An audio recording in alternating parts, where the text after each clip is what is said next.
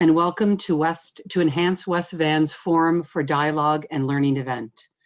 This is a new platform for us and a new way of doing business, so please be patient with us. There might be a few hiccups, but I'm sure that the event you're about to see will be extremely interesting and enjoyable.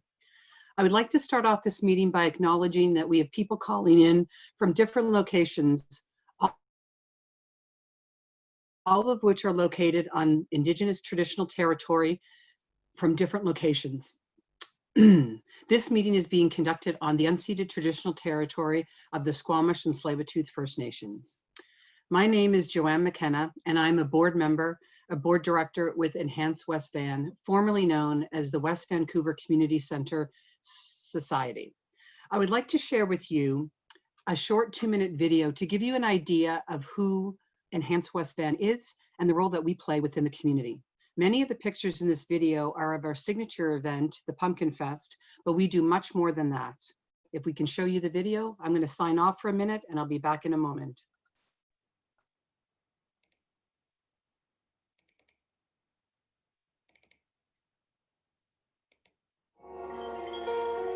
This is Manessa. This is Lachlan. And this is Maureen.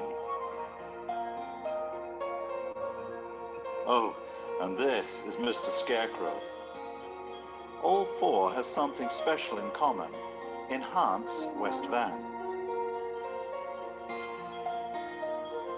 Programs supported and funded by Enhance include the Cancer Thrivers Group and the Movement Therapy class. Manessa has cerebral palsy and relies on movement therapy both physically and emotionally.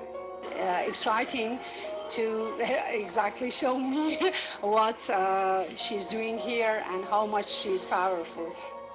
Lachlan has Down syndrome and has experienced great benefits from movement therapy. So he comes here, he practices on the balance beam, he does some of the exercises, and we've noticed it's helped his gross motor skills. So when he is on the playground at school, he has better balance, better focus, and is able to kind of navigate through some of the areas there that have been challenging for him before. Maureen is a member and advocate of the Cancer Thrivers Group. And honestly, I can say this program's changed my life. Like, I was in the depths of depression and alone. So where does Mr. Scarecrow fit into all of this? Well, he is the mascot of Pumpkin Fest. Pumpkin Fest is Enhance West Van's signature fundraising event hosted here at the Community Centre each year. What some people don't know is that Pumpkin Fest is hosted by Enhance West Van, and fundraising dollars go towards enhanced programs and services here at the Community Centre, like Cancer Thrivers and Movement Therapy. We're really excited to be launching our new brand, Enhance West Van, that really encompasses the work that we do here at the Community Centre, Aquatic Centre, and Ice Arena. Through a joint operating agreement with the District of West Van, we do some great enhancements to programs and services here that would not otherwise be supported through the district. So hopefully this new brand really launches who we are and what we do here in the community. There's another element of this scenario, and that is you, the sponsor of Pumpkin Fest. Your sponsorship of the popular family event leads directly to helping people like Manessa, Lachlan, and Maureen. Bravo. Thank you. Thank you so much for thinking that this was needed in our community. It was desperately needed. And I, for one, and I know everybody else is absolutely thrilled. I don't know where I'd be without it. Honestly, I'm not kidding. I don't want to think about it.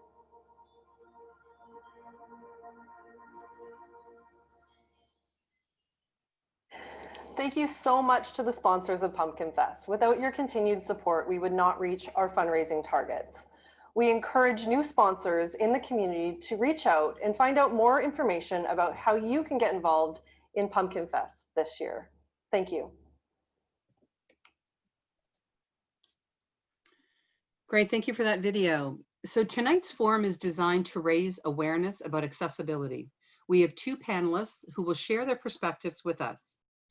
And immediately following the presentations, our expert panel will be happy to answer some of your questions submitted via the online chat that is available at the bottom right right corner of your screen. It might be in the middle in some cases. It's two bubbles that say Q&A. By the way, this event is also being recorded and will be available following this webinar. It is also being recorded with closed caption and should be available next Wednesday through your Zoom registration link.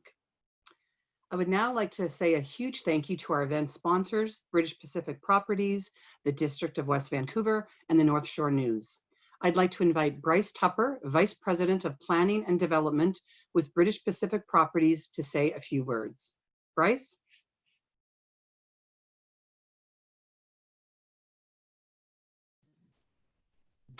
Thanks, Joanne, and thanks for having us tonight. And at British Pacific Properties, we're pleased to be sponsoring a great Enhanced West Vancouver dialogue. We're very supportive of all the dialogues that Enhanced West Vancouver brings to the community. I think they're really important, and tonight definitely no exception. Accessibility is a really important issue for the community and for us. I know that myself personally, I've had the opportunity to interface with the North Shore Advisory Committee on disability issues lately and learn a lot. Shout out to the ACDI if you're participating tonight. I think everyone should be happy to know that accessibility and concepts and ideas are well represented in the North Shore by the ACDI, and I know that, again, I've learned a lot from that. You know, whether it's our discussions around housing units and how we make them more accessible, or if we think about the public spaces that we're creating in our community designs, whether it's in Cypress Village, the future village above the highway. When we talk about that, we use the word inclusive, and certainly accessibility is a really important component to making sure that what we envision and what we realize is inclusive and has a lot of accessibility. So thanks again. I look forward to hearing the conversation tonight and learning more. Thank you. Thank you, Bryce. It is now my distinct pleasure to introduce tonight's moderator, who in turn will introduce our expert panel shortly thereafter. Many of you know Kevin Evans, from broadcast journalist to associate executive to CEO. The common element of Kevin Evans's career has been communication, and specifically facilitating community conversation. A familiar face in the 1990s as a news anchor for CBC British Columbia, Kevin then applied his communication skills to government relations as a senior executive with the National Trade Association. He moved to government in 2007 as Chief Executive Officer of the Industry Training Authority, a provincial crown corporation responsible for BC's apprenticeship system. Kevin then moved on to healthcare as a CEO of the Physiotherapy Association of BC, from which he retired at the end of last year. Currently president of the North Vancouver Rotary Club, Kevin is also vice chair of the North Vancouver Museum and Archives Commission. Welcome, Kevin, and thank you very much. Well, thank you, Joanne, for that introduction. Thanks to Enhance West Vancouver for the insight in recognizing the importance of this topic. And thanks to all of you for joining us tonight. There's a lot of talk these days about inclusive communities, and most of us like to think we live in relatively inclusive communities. But tonight we're going to take a deep dive into the relationship between inclusivity and accessibility, and I anticipate it's going to be an enlightening journey. We have two highly qualified panelists to be our guides. The first is Uli Egger. Uli is an RHFAC specialist with the Rick Hansen Foundation. Now, for those of you who are not big fans of acronym, RHFAC stands for Rick Hansen Foundation Accessibility Certification. Uli is himself an RHFAC professional, a member of the RHFAC Technical Advisory Committee and adjudicator for the Rick Hansen Foundation. Uli's been working with the RHFAC program since the BC pilot and has now completed more than 170 ratings. As a hard of hearing person, he possesses the lived experience of understanding the importance of accessibility. His interest in the built environment is the result of decades of hand-on involvement with persons with disabilities and the spinal cord injury community, including his significant other, who sustained a spinal cord injury as a young person. Uli is passionate about RHFAC and the impact it is making to break down barriers for meaningful access and inclusion for all people. Please welcome Uli Egger. Hi, everyone. I hope you can hear me well. My name is Uli, as Kevin mentioned, and thank you for having me at today's virtual forum for dialogue and learning for accessibility for all. And we'll need to see the next slide here. There we go. Probably want to take, there you go. One of those little technical glitches. And we can move on to the next slide. So today I'm here to talk about the Rick Hansen Foundation and why accessibility matters. I would also like to talk about Rick Hansen Accessibility Certification and how the rating and certification works, the training required, and the Accessibility Professional Network. In 1986, Rick Hansen began his Man in Motion tour, raising awareness for people who have disabilities. Rick's journey took 2 years, 2 months, and 2 days. And I remember it then, and I remember it now, and I appreciate it very much. Rick created a global movement to remove barriers in the built environment and encourage full participation for people who have disabilities. Rick and the Rick Hansen Foundation altered perceptions and raised awareness for the potential of people with disabilities. He established what is now known as National Accessibility Week. He developed RHF Accessibility Certification, and that is a bit of a mouthful. Rick Hansen Foundation Accessibility Certification ratings and we rated over 1,250 sites to date. The RHF school program, which some of you might be aware of, has resources and are used in 1/4 of all Canadian schools. He also helped to distribute over 4 million in access grants through Access for All Canada and distributed over $2.4 million to the BC Accessibility Grants Program. Getting into a building and having a functional space for all people that includes being able to shop, sit at a table with your friends, and easily find and use a washroom. It makes life easier for parents with strollers, your moms and dads, your friends. Universal design says design that's usable by all people to the greatest extent possible without the need for adaptation or specialized design. Disability touches the lives of almost 50% of Canadians. That's your mothers, brothers, sisters, partners, and friends. Currently, 1 in 7 people, or approximately 24% of the population, have a disability, and this is projected to increase to 1 in 5 by 2036. 24% of Canadians have a mobility, vision, or hearing disability or challenge. I'm a hard of hearing person. There are visible and hidden disabilities. Hearing disabilities are among the largest group of disability that is overlooked in the built environment. And how many of us have someone they know that needs to have the last thing you said repeated? The aging population is pushing this number higher and is a demographic that shouldn't be overlooked. As we age, we may use wheelchairs, walkers, crutches, hearing aids, etc. And 47% of us have a relationship with someone who has a physical disability or challenge. My wife, Kim, had a spinal cord injury as a young person.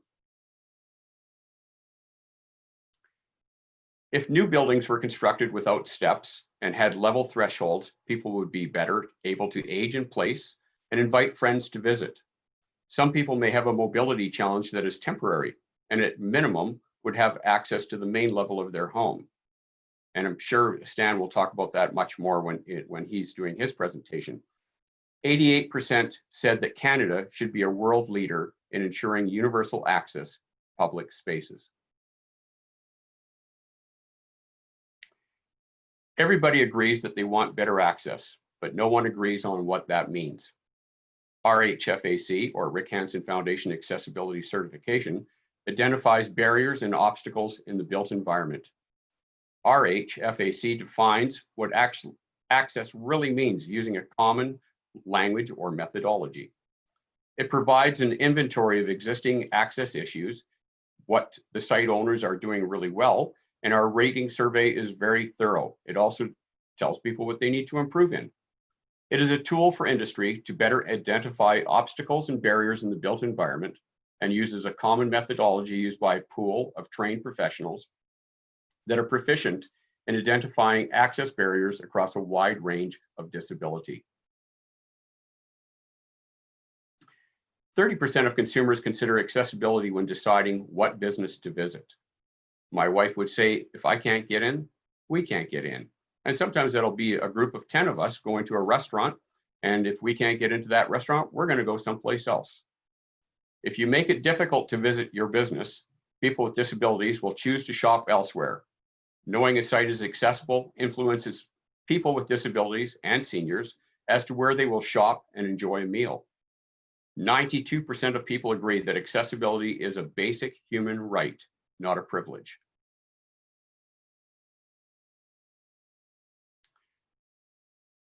"57% of Canadians with physical disabilities who are currently unemployed believe they would be able to work if workplaces were made more accessible. 49% of Canadians who are working believe they could work longer hours if workplaces were made more accessible.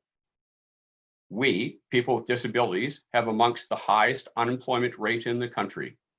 If workplaces were made more accessible, things like good washrooms, offices with easy to open doors, power door operators, and adaptable workstations, these are some of the things that would enable people with disabilities to work longer hours.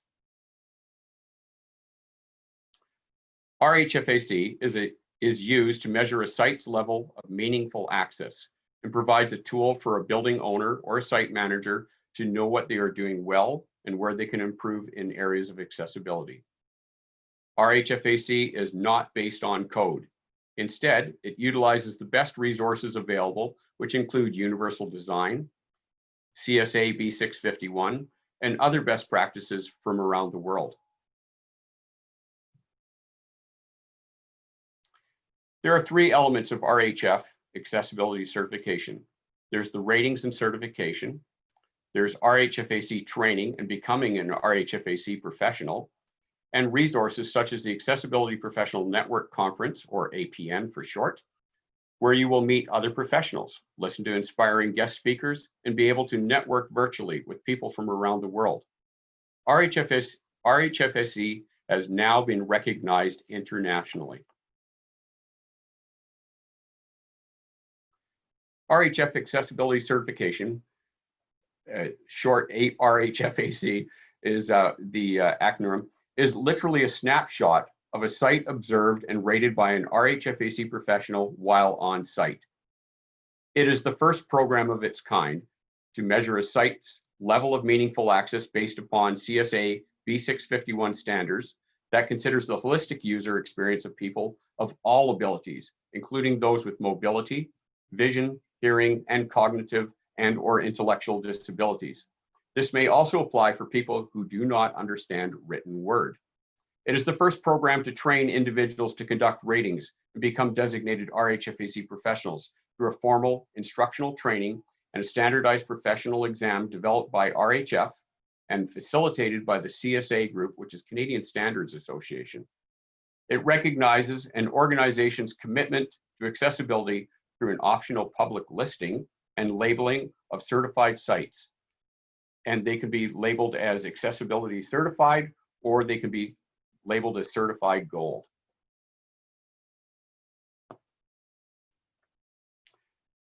Depending on the points outlined on their scorecard, their building or site will receive a rating score and a corresponding certification level.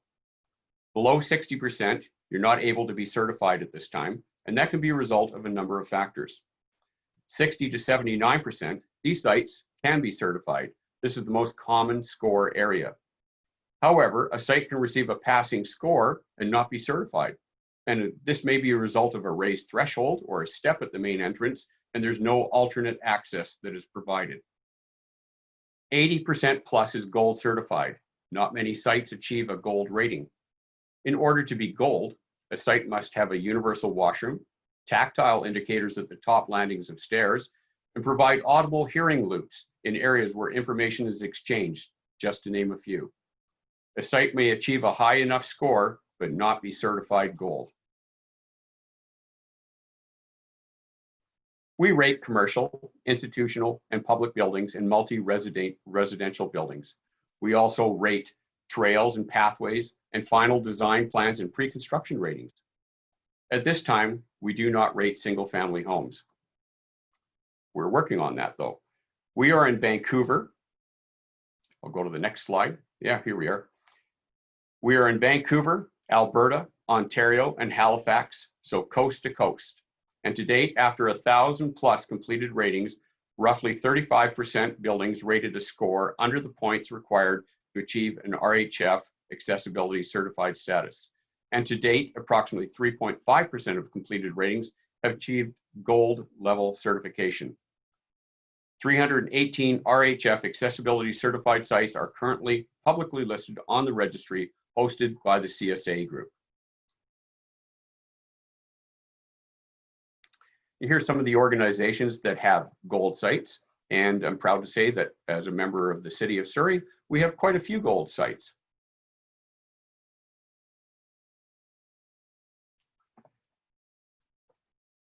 RHFC has been presented on an international conferences that include the United Nations International Facility Management Forum in Brussels, at the Zero Conference in Vienna, Austria, and the International Airport Authority Conference in Nashville, Tennessee, and the Green Build in Atlanta, Georgia.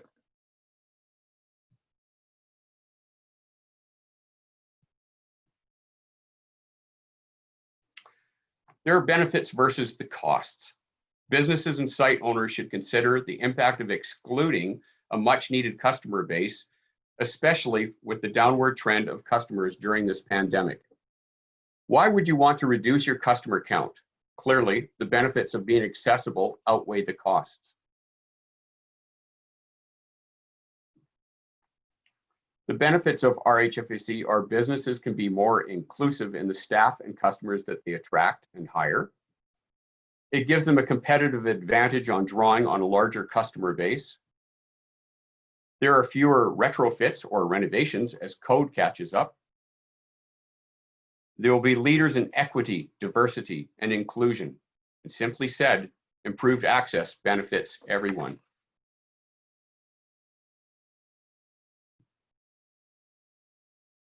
A recent study done by HCMA shows that the average construction cost to achieve RHFAC Gold is about 1% of the construction costs.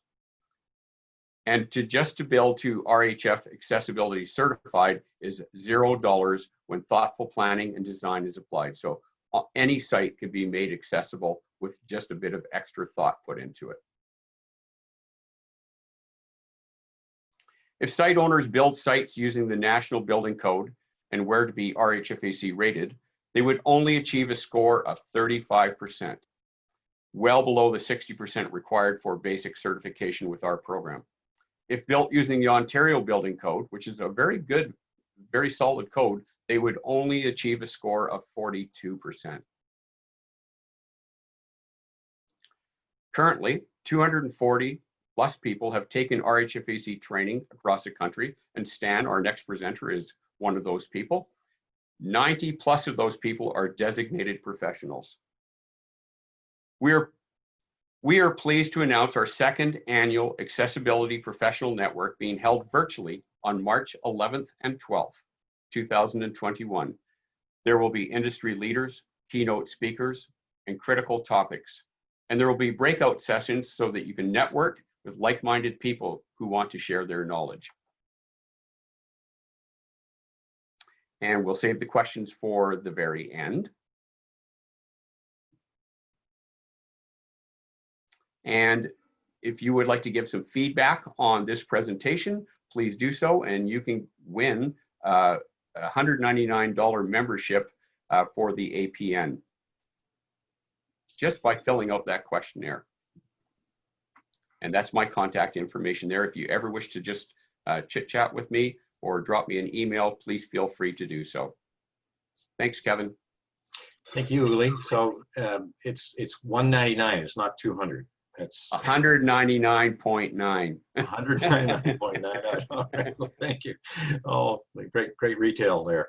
Yeah. All right. Thank you very much. And I know that your presentation has already intrigued a number of people, and we have some questions that are lining up in the Q&A. So Good to I would hear. encourage people to do that. So we'll be coming back to you and some discussion a little bit later. But right now, it's time for us to hear from Stan Leonhorst. He is an inclusive design specialist with Universal Access Design. For the past 40 years, Stan has lived and breathed accessibility, or the lack of it. His passion for accessible design comes from his lived experience. Stan experienced a diving accident in 1977, which severed his spinal cord, and his doctors gave him 5 years to live. But he's lived for 4 decades as a high-level quadriplegic. Stan is on a mission: access for everyone, everywhere, all the time. Recently, Stan has become knowledgeable and passionate about universal design. He sees it as essential to achieving the goals of inclusion, universal access, and community engagement, rather. Stan, over to you.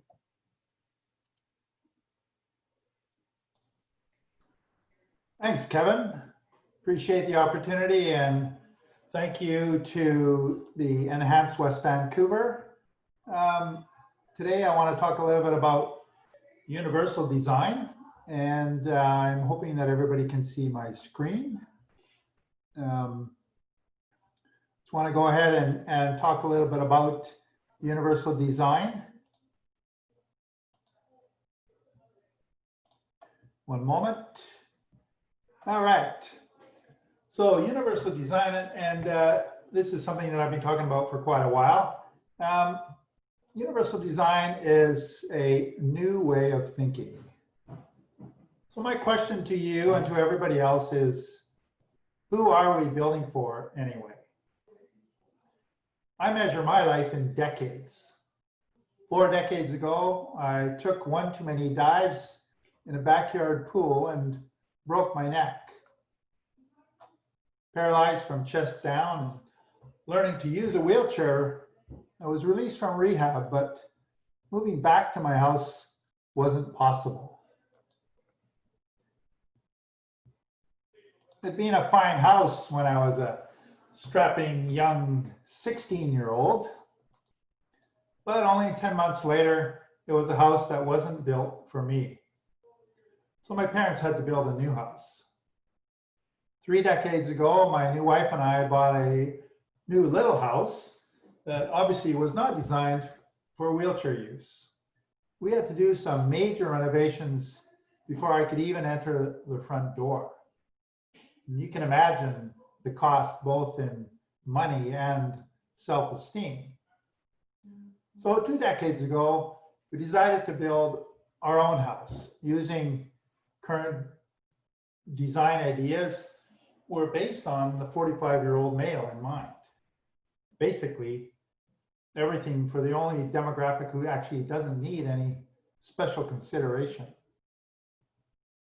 So we decided to design our house using a fairly new idea called universal design. More on that in a minute. So hopefully you can see my house there that is now 20 years old. So a decade ago, I broke both my legs in a car accident. And as my mother-in-law so nicely put it, does it matter? He's not using them anyway. But it did matter. I lost a lot of strength and flexibility, and I had to install an overhead lift in my bedroom, changing my way of doing things. So the good news, it didn't cost anything extra because we had built our house with the future in mind. Recently, I blew my shoulder out. Not an uncommon issue for people who have used a wheelchair for 40 years. I had to transition to a power wheelchair, but didn't have to make any changes to my house because the house was built with the future in mind. But using a power wheelchair changed how I interact with others. The power chair does give me more mobility. I'm faster down the streets. I can use the transit system independently. But nobody else had thought to build a house that I could access with a power wheelchair. All my buddies are older. Obviously, can't haul this chair up the stairs. So I don't visit anymore. I don't go to parties, don't go to family dinners, can't even have a drink with my buddies. The only time we do get together is at my house because it was built for everyone. I can't change the fact that I use a wheelchair, but we can change the way we build. Do we build for everyone? Everywhere? All the time? You're probably thinking, what's this got to do with me? This guy goes through life-changing events every 10 years, but really, what are the chances? Well, actually, they're very high. You slip on some ice and turn your ankle. Now you're trying to negotiate stairs using crutches. Your dream home becomes an obstacle course. Something you've never given a thought to is now a major challenge. Build a new home? Not likely. But life-changing events aren't always negative. You're a young mom with a newborn.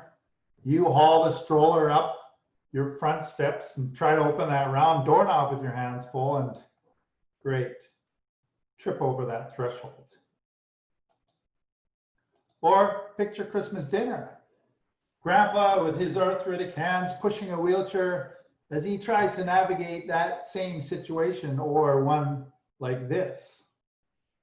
With each life change of our own or someone close to us, we each have to think about how our new reality may exclude us from full participation in our community. We're forced to change our thinking. But what if, instead of trying to figure out things individually, often in times of trauma or crisis, what if we as a society proactively design things with everyone in mind? Universal design. Let's make tools and utensils that can be used by everyone. Let's shift our thinking about how we build houses, how we build parks or public spaces, restaurants, carnival rides, water slides. You get the picture. Design everything for everyone. Universal design, by the way, is not a new way of thinking. It's the method to achieve access for everyone, everywhere, all the time. The 7 principles of universal design, a concept developed in the late 1970s by Ron Mace and others, says that everything, every place can be accessed, understood, and used to the greatest extent possible by all people, regardless of their age, size, ability, or disability. But what if instead of, so universal design is critical in the creation and sustaining of inclusive communities. 4 decades ago, we were looking to just remove barriers. For instance, curb ramps were designed to remove the barriers for someone using a wheelchair, so they don't end up being splayed out in the middle of traffic while all they're trying to do is get off the sidewalk at someone's driveway, not designed for wheelchair access.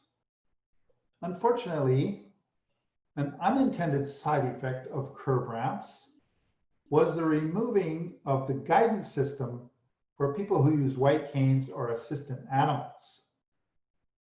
So universal design adds the guidance systems. And what you see here, these groove lines cut into the pavement, are critically important. They are guidance, both warning and directional guidance, for people who use white canes. And of course, universal design does make life easier for everyone. People using strollers, people using wheelchairs or walkers, people using white canes, and you. So go to any intersection where you see curb cuts, and you may notice that everybody uses them, not just people who use a wheelchair. But an unintended side effect of building accessible spaces was the stigmatizing effect of building just for certain groups. And here you see a picture of obviously an inaccessible counter at a hotel, or something like this, or something like that. So when I was building my house, I was cautioned, don't make it too handicapped looking. What's that mean anyway? A house on wheels or a house on crutches maybe? Think about the resale. You're not the only one who's going to live in that house. But of course, that's exactly how most houses are still built. They don't take into account what your life will be like 3 to 4 decades from now, when you can't get up the stairs anymore, even if they're 1 or 2. You can't step into your favorite tub or can't stand at the counter to make dinner even. Even the 2 steps at the front door may be impossible. So do you want that ugly, steep add-on ramp, or a beautiful landscaped level approach right to the front door that you had the foresight to include when you were building?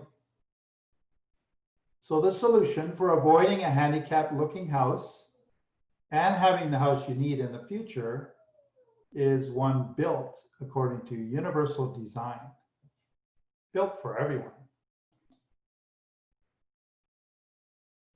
Why build universal design? I'll give you a small example. I visit a friend at his so-called accessible house who opens the door, which has a round doorknob, and welcomes me in. And I have difficulty getting over the 1-inch threshold and almost get hung up, but we manage.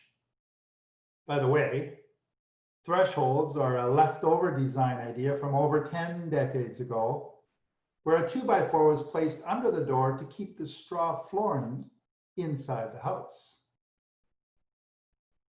But, so you can see here a threshold and a round doorknob, basically making it inaccessible for somebody with limited hand dexterity or somebody using a walker or a wheelchair. But then again, of course, my friend gets a call and he needs to run out for a few minutes, and I decide I'll just wait until he gets back. But what if my friend is delayed and I need to leave?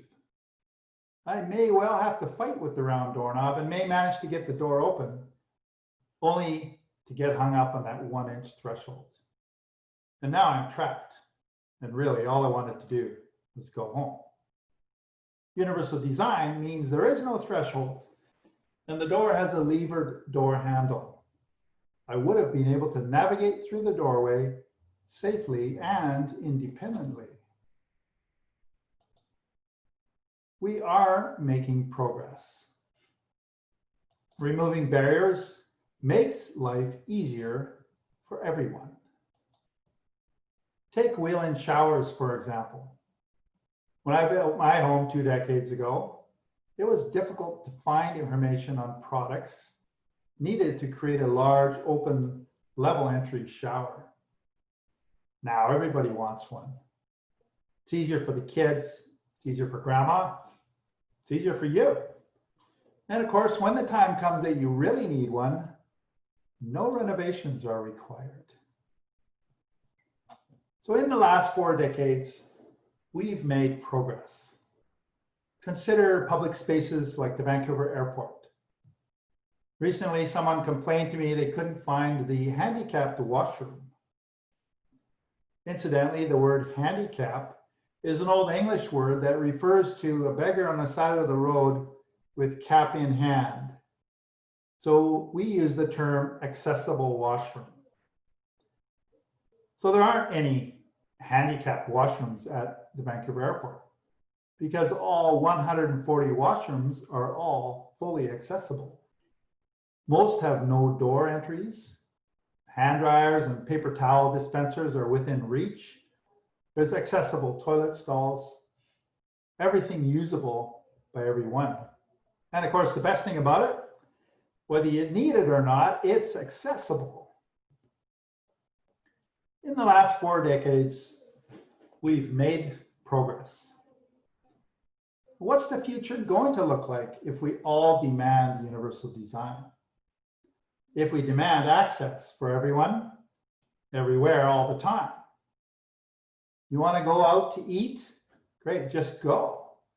Universal design means restaurants are accessible to all. No worry about washroom access or sitting at the high top tables. You want to be involved as a volunteer at the rec center? Great, just do it. There's no pre-planning involved. Why? Because transit is fully accessible, pathways of seating along the way if you get tired, and the doors open as you approach. Does this have to be far in the future? We say no. Let's build on the success so far because we're not there yet. We now know that the status quo thinking is not enough. Let's not wait another 4 decades. So ask the question, who are we building for anyway? Support those building with everyone in mind. Look for universal design and ask for universal design. With everyone involved, young and old, whatever the ability, anything is possible. And that means access for everyone, everywhere, all the time. Thank you very much. This is my company, Universal Access Design, and you can get a hold of me at stan@uadi.ca. Thanks for your time. Wow, thank you, Stan. An awful lot for us to chew on there. That's a very powerful notion, the stamp of built for everyone. And I'll never cross a door threshold again and think the same thing. I hadn't realized what the origin of the door threshold was, and nor the notion of where the word handicapped came from. So all fascinating insights. I would invite Uli to join us now with his video and audio, because we're going to go to the Q&A, the discussion part of our evening. And I encourage you to use the Q&A button that you can see at the lower part of your screen. And I can see that we already have a number of questions there, so I'm sure there'll be no shortage of questions. But let's begin with going back to Uli, your presentation. One of the things you said was one of the surveys you quoted said that 70% say some buildings, say new buildings, should be universally accessible. What are your thoughts as to why that wasn't 100% of people saying that? You know, that's a good question. I'm not sure why the 30% would opt out of that, but they're not taking into consideration that possibly, you know, somebody's going to end up with a twisted ankle, as Stan would mention, or a hip injury, or any number of things. And boy, they're sure going to wish that their home was in that 70% and that it was accessible. And that's a really great question. It's great food for thought. And we should all consider that, you know, accessibility should just be a given. And it maybe in our community, we think that, but there are lots of people out there that just don't give it a second thought. So we need to educate the public. Right. Well, that's what I'm wondering, if that points to the need for some education and it's just a lack of awareness. Stan, you were going to say something? Yeah, I just want to bring out the whole idea of, we used to call walking people able-bodied people. We've changed the terminology. Now we call them TABs, temporarily able-bodied. Because that's right. Everybody's going to have a disability at some point in their life. And I don't know how many times I've had people say, you know, I broke my leg, and man, there's sure a lot of stairs in the world. So, right. And of course, that's why we talk universal design, is we're talking about, okay, let's build it so that everybody can use it. And let's not exclude anybody. Okay, thanks. Let's go to our question and answer. And we've got this question. Has COVID exposed any new accessibility issues which were previously unknown? I'd like to tackle that one first, if I might. Yeah. In particular, for people with hearing disabilities, it's extremely difficult when you go to a counter that has a plexiglass shield. The person behind the counter is wearing a mask, and you, in part, rely on lip reading to find out what somebody is trying to say. Not everybody lip reads, but there are a lot of people that inadvertently have started to lip read just through years and years of being hard of hearing. And so that's part of their hearing process. And so when that sound is muffled with those masks, it makes it extremely difficult for people to hear the conversation. And I'm forever asking people to please take your mask off a bit so I can hear what you're having to say. And then there's the issues of just getting around. If you're going to a doctor's office, for example, a lot of them will use appointments ahead of time. But what if you have to sit down and wait? What if you're not able to stand for a lengthy period of time and there's no seating available? So all those little things have come out in COVID, and washrooms being blocked off because they're using them for storerooms for their chairs and tables instead of providing an accessible washroom. And Stan, you brought up a great point about the handicap. That's just such a terrible word. Utilizing our accessible spaces for storage. And that seems to be an ongoing issue. Stan, if you'd like to add to anything to that. Well, of course, COVID does affect everybody, as we well know. And as we also well know, many people with disabilities are on the vulnerable scale. So of course, there's fear about going out, and then people with disabilities tend to touch more and get touched more. I'm thinking of friends of mine who are blind or have very serious vision impairment, and how important it is for them for touch, and how scary it is because of course they don't know what they're touching. So I know friends who carry on hand sanitizer on their hip on a regular day, and now they're fearful of actually going out. Another thing, I've been talking to the automatic door operator installers, and they are the busiest business that you can find right now because everybody likes sensor controlled doors, so you don't have to touch anything. And I was talking to one of the installers the other day, and they were saying, you know, business has never been better. And it's not people with disabilities, it's everybody.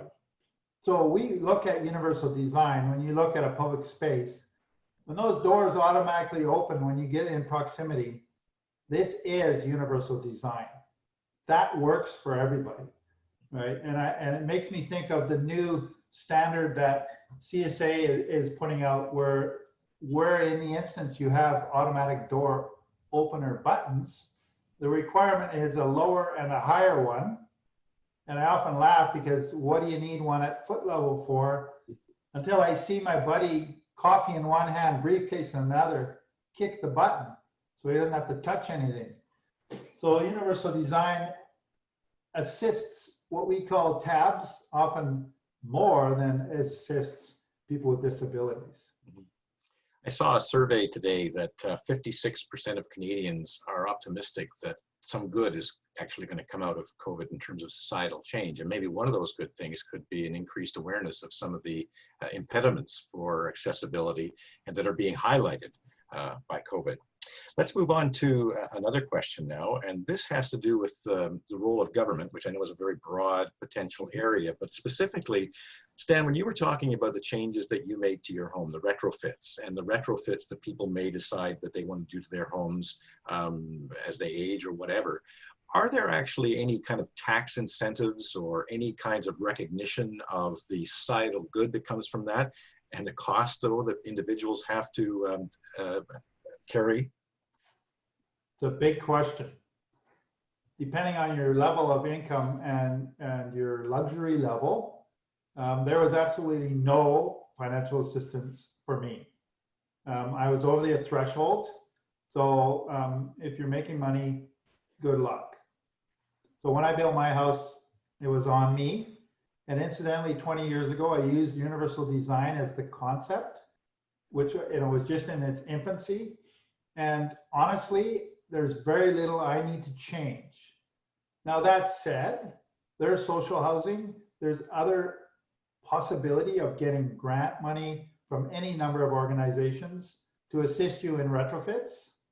I don't know the specifics, but there's always programs going on where, say, you need a ramp built or something. Either it's provided by a nonprofit through free labor or through finance.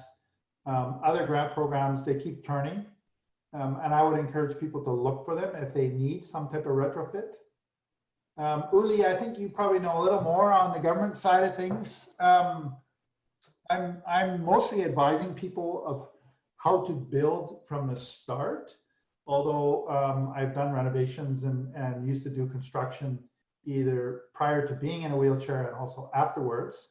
I actually built my own house from the window of my van until it was drywall stage when I could actually get inside.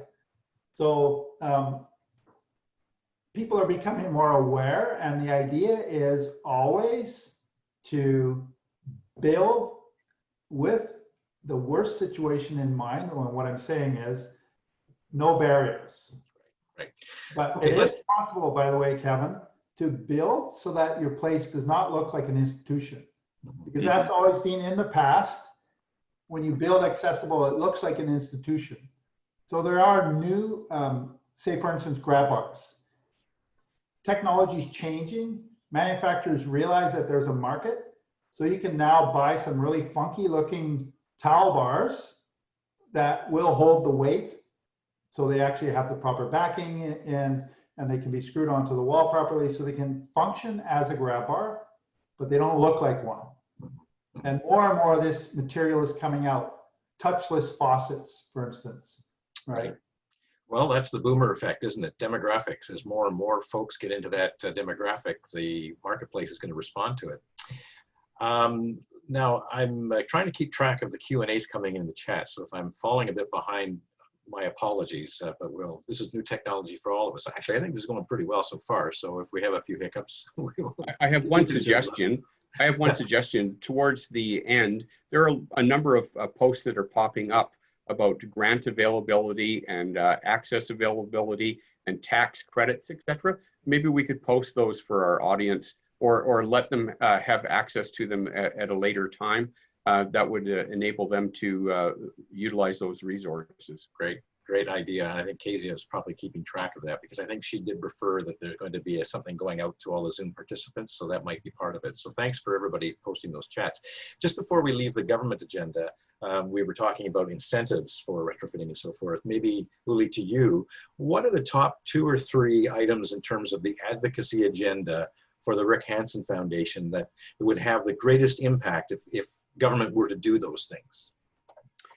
Well, I would say that breaking down the barrier of getting into a building would be the #1 thing. So, just being able to access a building without having to go through the kitchen and the back door and down a hallway to get to your dining room table, it would be a great start.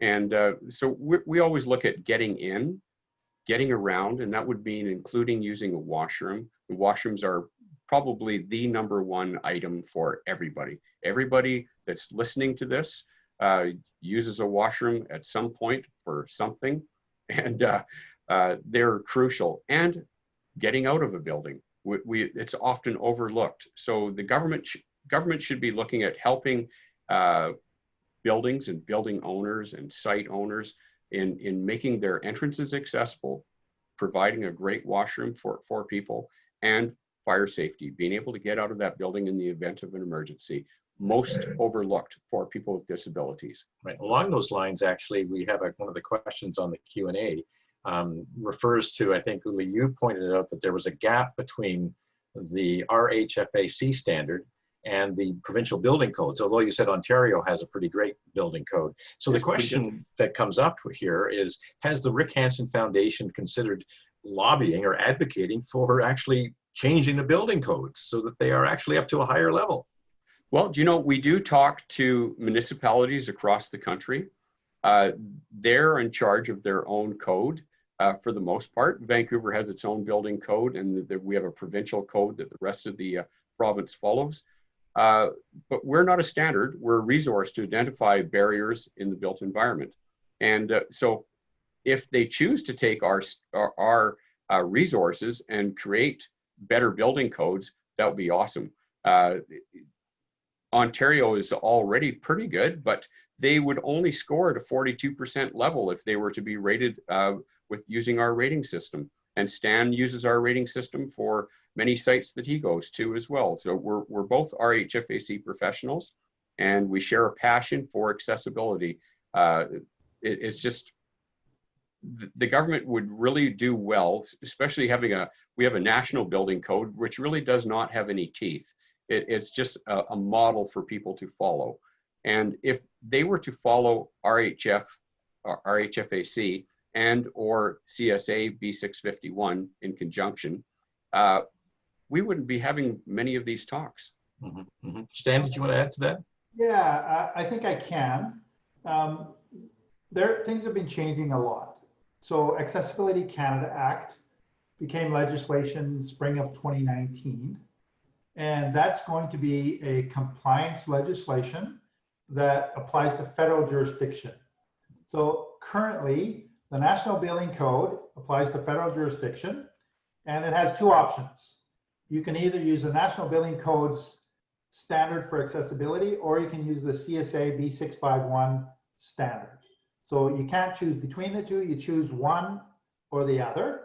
And there is a movement around Canada and BC specifically of adopting the National Building Code as our building code. So we suspect that this is coming through. COVID threw a monkey wrench into it. Mm-hmm. There was a plan this summer to table BC Accessibility Act itself and make it legislation. That's been delayed. I was involved in stakeholder groups in putting input in there. And also, I'm actually on the National Building Code committees for accessibility and safety and egress. So I'm putting a lot of my thought, universal design thought, into actually changing the building codes. So the new National Building Code will be coming out, was supposed to be this year, it's going to come out next year. And you're going to notice that there are a lot of accessibility compliance added to it. Some that developers and builders are not going to like because they're somewhat onerous. But we're pushing it, and we believe that on new builds, the added cost is negligible, but the whole key is get it in the drawing before you build it. Because once it's built, doing a retrofit is expensive. Yeah, thank you. All right, let's move on. Further to that, Kevin, if we were to adopt, if we were to adopt in Bill C-81 the same level of power that the ADA has in the United States, and the ADA isn't the greatest anymore, but it is a standard that is recognized across the US. And so the National Building Code, if that was incorporated into Bill C-81 and having many of the other features that Stan and I advocate for, that would really give Canada a great foot in accessibility and access and inclusion for everyone. And I'm sorry, acronyms again. ADA is what? ADA is the American Disabilities Act. I see. Okay, thank you. Okay, we have another COVID question. We do know that COVID will trigger unintended consequences for those with disabilities. Is the RHF monitoring the development of neurological issues created by an infection, created post-COVID infection, especially for children with disabilities? Not at this time that I'm aware of. But there are so many people that are in the back studying different issues that are coming up across the country, and I'm sure they're aware of it. Right. Here's a question about children, and it's a pretty broad question. What is the plan for children on wheelchairs, an accessible park? Well, we have a very good accessible park here in Surrey. It's called Unwin Park. And my wife and her friend, who also uses a wheelchair, brought their children there, and they were able to participate in all the events and games and fun things that you can do in a park all together at the same time without any notice of accessibility at all. It was just universal design, as Stan would say, and everybody was able to enjoy that park thoroughly. So if you ever want to look it up, look at Unwin Park, because and I can see Karen Pasqua is popped up on the screen there. She's very proud of that, and we're very proud of her and Tara Roberts and the accomplishments that Surrey has done for accessibility. Yeah, and further to that, if you want, I recently became a certified playground inspector. Sounds like a fun job. Well, I just wanted to make sure that I'm up and up on everything available. And obviously reality says that we can't make all playgrounds fully accessible. We need to create, and part of the concept or the ideas behind playgrounds is to challenge children. So we don't want to make it so that there's no challenge to it. So there are going to be elements that people with disabilities are not going to be able to use. But what we're looking to do is incorporate as much as possible, at least providing access to the playground. And that means using a very specific surface material that can handle the impact from fall, but at the same time allow for wheeled devices to transverse over.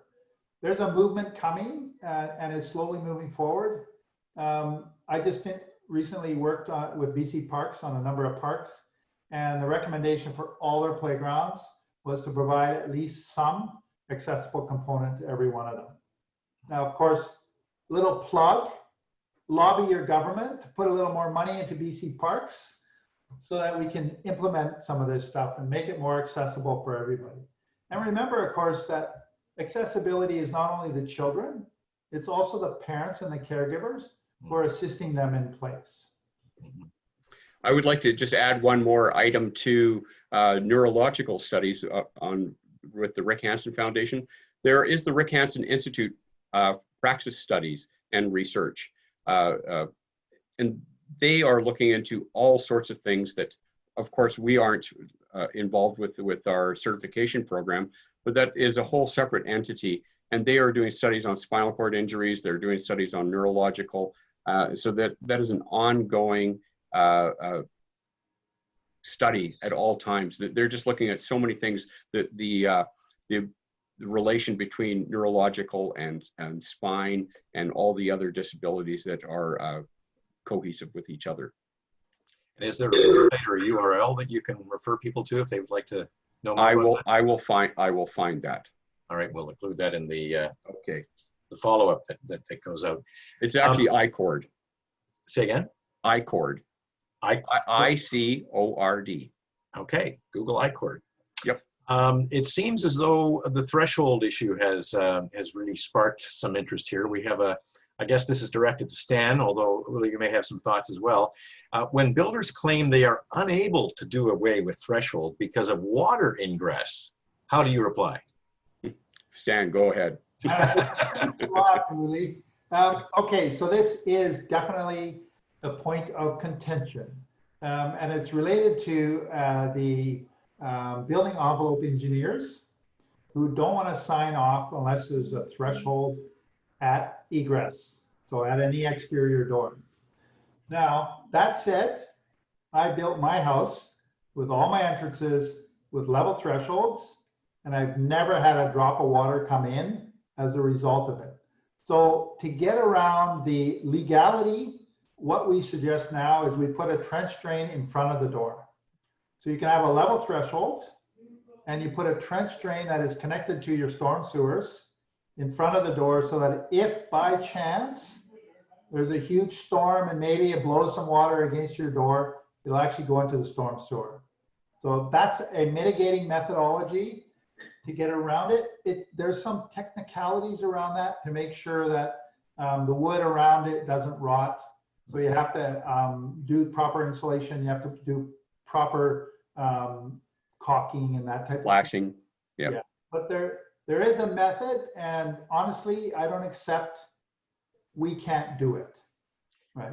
Yeah, I- well, I- go ahead. I absolutely agree with that. And in our rainy, wet climate here that we have, consider building some overhangs that cover those entrances somewhat. And so you're sheltered when you're going into your entranceway. And my wife and I have the same thing. We have several entrances here. They're all level. There's no water that has ever come into the building whatsoever. Even spraying with a garden hose at the door, the water doesn't go in. It's just an antiquated idea on the part of designers and people who monitor code. Yeah. Tell us how you really feel, Uli. Thanks for that question, because it is one of the major sticking points for accessibility into a living environment. And in our opinion, it's old ideas and they can be mitigated. Interestingly enough, I've gone to a couple trade shows in the last few years, BuildX, and you'd be amazed how many different designs of trench drains are available now. Tons of them. It sounds like two axioms come to bear here. Necessity is the mother of invention, and where there's a will, there's a way. Yeah, and we Absolutely. have a little bit of will, us too. All right. Just doing a time check. It's 7:10, and we're good to go until 7:30 if folks want to. So we've got two questions in the lineup right now, or three or four, I guess. So if you've been waiting to ask a question on the Q&A box, now is a good time to encourage you to do so. Let's talk a little bit about the big picture and the legal picture and jurisprudence. Hopefully that's not too scary. Human rights legislation. It is against the law to discriminate on the basis of disability. Mm-hmm. So is there an argument, and has the argument been made, that a lack of accessibility is a form of discrimination and is therefore contrary to the act? If you're asking me, yes. To be blunt about it, I just feel that everybody should have the right to not to have to sit at the back of the bus as they did in the 50s. And we know what I'm talking about there, that was a terrible time in our lives. And I still feel that people with disabilities are still being put at the back of the bus and not really put at the front with everybody else. And I would like to see that changed and continue to change. And I think the advocates that are out there, and we have advocates that are listening to this right now, your job to go out there and advocate and make yourself heard and make some noise. Without making that noise, we're going to be stuck in this rut. We have improved a lot. We've come a long ways. We now have Bill C-81, which is a really great step forward. And we have many other things that are positive. But if we let up, it's just not going to continue on that stream. And we shouldn't even have to notice when we go to a building, as universal design would point out, you don't even notice that you're using universal design because everybody's using that same entrance in the same manner in a meaningful way. Kevin, it's a difficult question.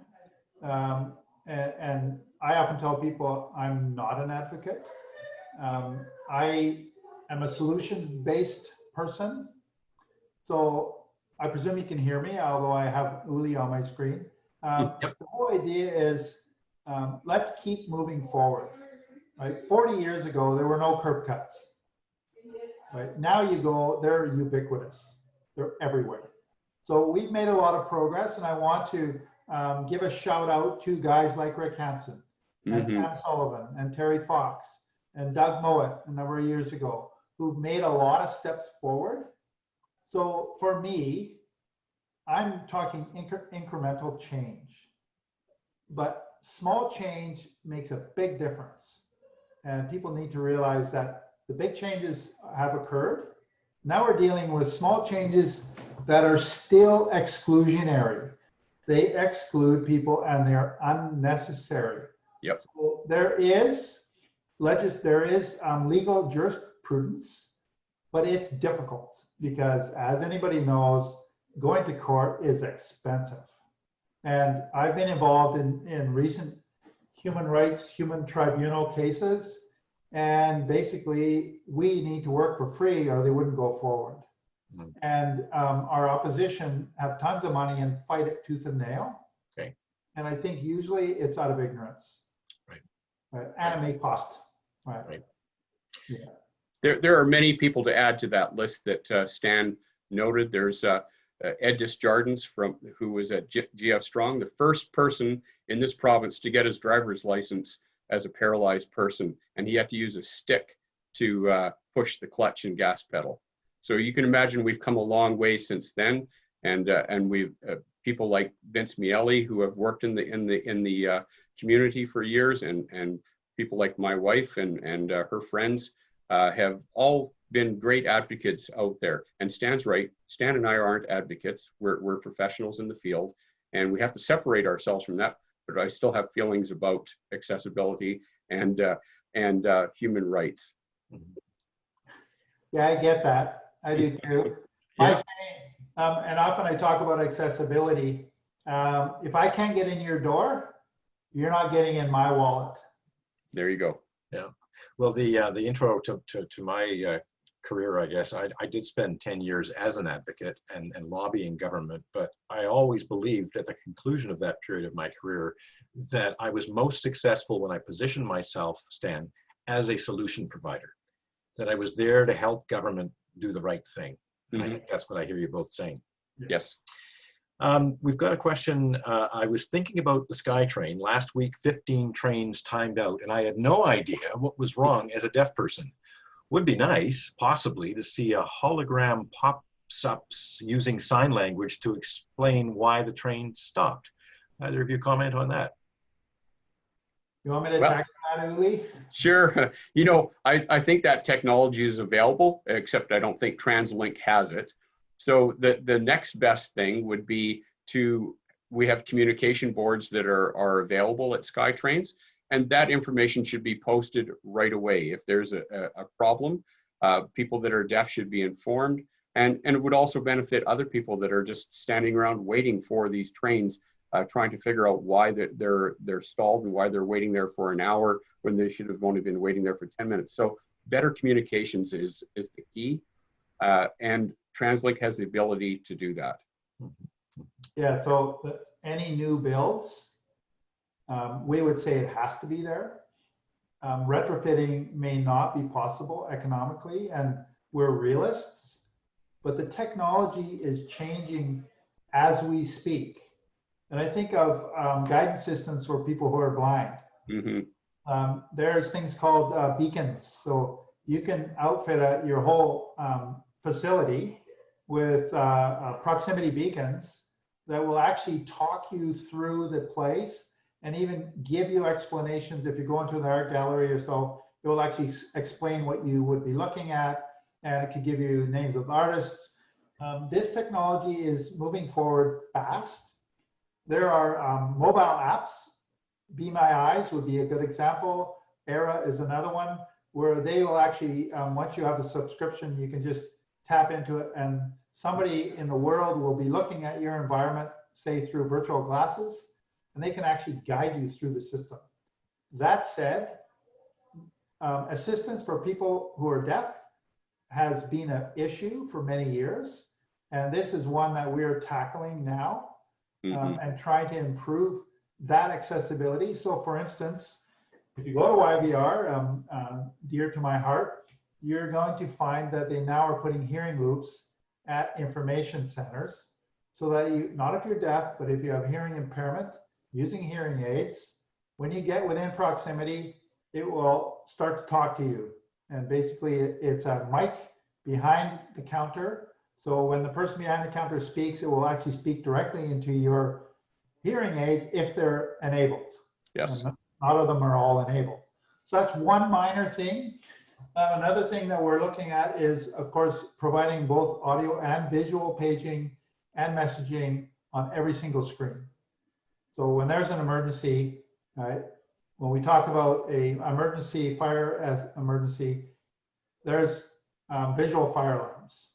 So that people who are deaf have a way of knowing something is going on, and they know why everybody's leaving, and they have no idea because, of course, they can't hear anything. Mm-hmm. So terrifying. These are things that are coming forward, and I don't know, I believe Uli, myself included, we're looking at all the new technology constantly. Yes. Along those same lines, just a question, what happened to talking signs technology? Well, there's an interesting question. There has been a judgment by the Human Rights Tribunal in BC against TransLink, to where I believe the timing is within the next couple of years. Every bus sign has to have talking ability. So as you approach, it will begin to speak. So they're starting to introduce them, and we'll see how that moves forward considering COVID. One of the other things that they've also, because of that tribunal judgment, they have to introduce tactile indicators at all the bus stops, so that people who are blind know where to position themselves so they can get on the bus. Right. So it's coming, and it's possible. You don't need to put electricity. All you need is a solar panel on the top of the post, and it's enough power to power the audio. Speaking of audio, we have a comment on the chat board. You may have seen it that. from Reva Nelson, who was saying, and I think very constructive suggestion about future forums and the difficulties she's had as a hard of hearing person with tonight's forum. As it was mentioned by Joanne at the beginning, this is a first, it's all new, and there's going to be quite a very active post-mortem in terms of what can be done better on future forums. So thank you for that input, and I'm sure you can rest assured that it's going to be considered. All right, looking just a time check. We've got about 5 minutes left before we're going to turn it back to Joanne for a wrap up. So it's a question for Stan. Please share with the audience about stacking closets to be able to install a lift between floors, usually two-story if possible. Okay, so that's obviously a loaded question. Somebody knows what they're talking about. So this is something that I would recommend, especially for multi-story housing, that now the idea is, and it's based on universal design, is that you stack your closets on top of each other. So each floor, and you build it with electricity in it, and you build it with the proper backing so that if and when you require an elevator, you pull the floor out, you in effect have an elevator shaft ready to go. So all of a sudden, from 80 to 100 grand elevator, you're down to 20 to 30 grand. Yeah. And allows you to age in place. Yeah. So the whole idea, and then there are other things like making your hallways a little bit wider, making your stairs a little bit wider. So if you want to use a stair glide, you can put one in. You don't have to do any retros. Putting backing in your bathrooms everywhere so that you can just screw the grab bars on without ripping out the drywall. So now this is, you're going to notice I get a little passionate about this because I'm also a sustainability person and I hate to see waste. And there is really no reason to rip out drywall and put it in the dump when all you had to do was use some of that waste lumber that they usually throw away and put backing in the right places. Now you get a grab bar, you screw it into the wall, and you're done. It takes you 10 minutes. Otherwise, you need to rip the drywall out, put the backing in, put the drywall back in, paint it, caulk it, and all of a sudden you're looking at a big cost. Yep. These things are easy to do, but they need to be pre-planned. And that's my message. And we help to identify those in the RHFAC rating. When you have a new site or an existing site, we'll help to identify those requirements for a residential suite, whether you need reinforcement in your ceiling for an overhead lift, or if you need backing in the walls for grab bars and toilets, and enough space to maneuver within the washroom. Those are all key points for anybody moving into a home. And Stan brought up some very true to heart ideas that are often overlooked, and the stacking of whoever came up with the put that out there, the stacking of closets is an old trick, and it works well, and it's been around for a long time, and it sure saves a lot of costs in the future. And you don't, stair glides are okay, but it doesn't work. They don't work for everyone. One other thing, Kevin, there's a lot of resistance to providing level access to the front entry of houses. Many houses, and if I look in White Rock, it's built for the older generation, and they all have 3 steps. My argument is, okay, you don't need to do that if you grade the land properly and you just think about it beforehand.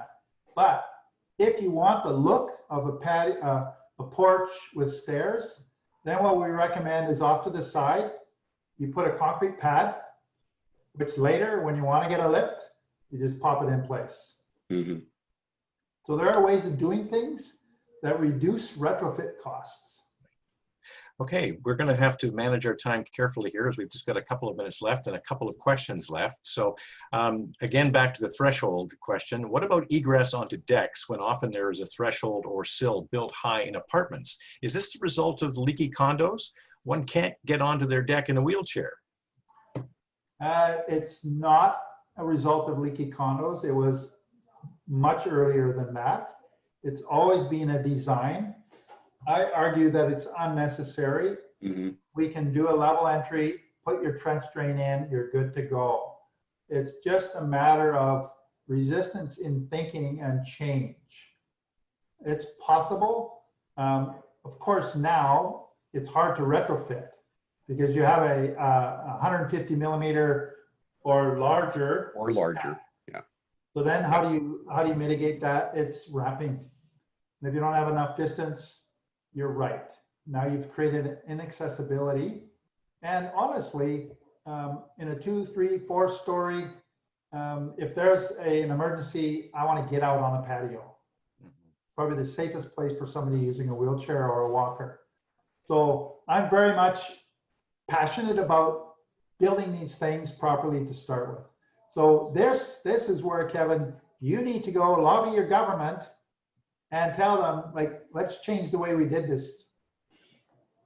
I'm retired now. On the emergency, one question here, or I guess more of an observation that you could respond to. All buildings should have at least one ramp in addition to stairs as a way for emergency. Thoughts? Well, I don't disagree. No. All right. And interesting thing is Vancouver has their own charter, so they have their own accessibility legislation. And it was very interesting, a number of years ago, they required on all public spaces, second floor, you had to have an accessible washroom. But they didn't require access to the second floor. So you're having these beautiful accessible washrooms that nobody uses because they can't get there. So recently, about a year ago, I was involved in a number of stakeholder meetings where now the city of Vancouver requires any new build, one entrance has to have level access somewhere to the first floor. Yep. Well, that is just about our time. Boy, has the time ever flown tonight. I want to thank you both, and let's turn it back over to Joanne, who has some closing words. Joanne. Thanks, Kevin. Thank you.